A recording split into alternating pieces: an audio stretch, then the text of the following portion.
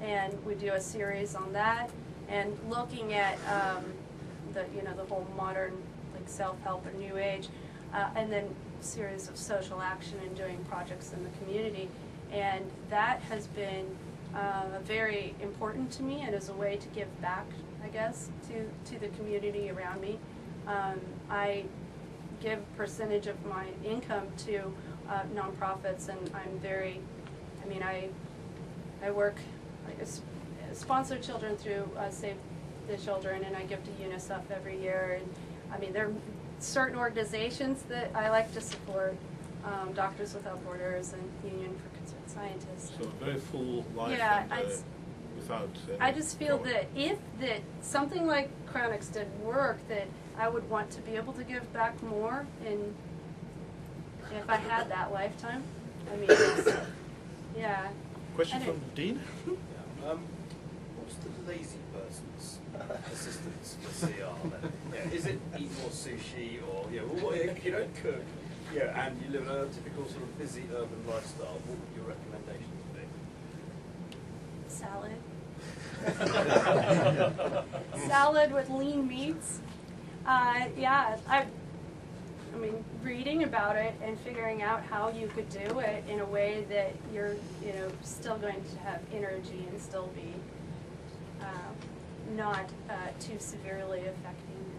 Yeah, because I'm thinking for the most part, if you're going to encourage, most people aren't prepared to put the effort into the planning, reading, all the rest of it. Yeah, and so there's sort of, but why not, Dean? Why aren't you prepared to put the effort in? It might give you another 10 years of life. I think that a lot of people, frankly, don't spend that much time concentrating on those sort of things. And there needs to be like a three-step guide or whatever. Right. I don't think I would have come across CR if I was just maybe healthy like when I was younger, but I was, as a teen before I had my babies. But I think I was looking for a diet, and I was reading about all the different diets, and then that's how I came upon calorie restriction. Is, oh wow, well, not only is this a diet, but you can adopt this lifestyle and extend life with it. That was so. I don't think that if I had just been, I think I was looking for something. I was looking for help. That was. So Alexia, you have quite. You also practice some diet, don't you, for longevity? What do you think? Maybe fasting is better than, more effective than calorie restriction. Fasting, when people don't eat for example 10, 20 years.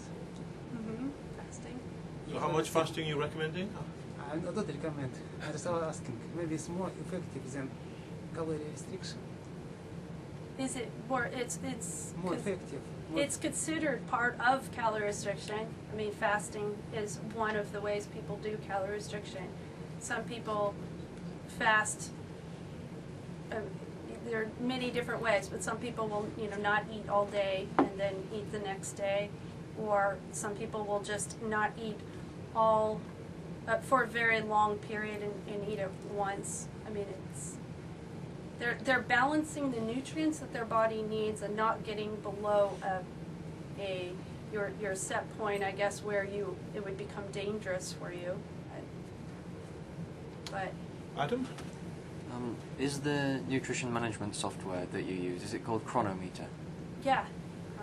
Just, you didn't mention, and I think some people wanted to know the name. Chronometer. Okay. There are others. Jay? There's a fairly large psychological chasm, I think, between living a long time in a healthy way and immortality at any cost. It sounds like your organization has constituents in kind of both camps, and probably with some overlap. Can you talk about how that breaks out and how you kind of deal with that as an organization? What do you mean by immortality at any cost?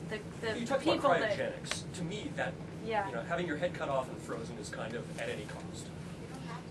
I'm exaggerating. For Cryonics Institute for 28,000, they don't do neuros. It's only whole body. But I guess to me, if someone says at any cost, I start thinking about, well, allocation of resources and who's going to benefit from technology, and do things really trickle down? How long will it take for something to become widespread? I mean, I guess that's what I think when I hear that.